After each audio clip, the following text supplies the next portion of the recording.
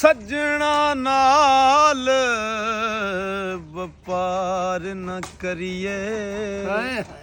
नहीं ते फिर जहार न करिए सज्जन लख गुनाही होवे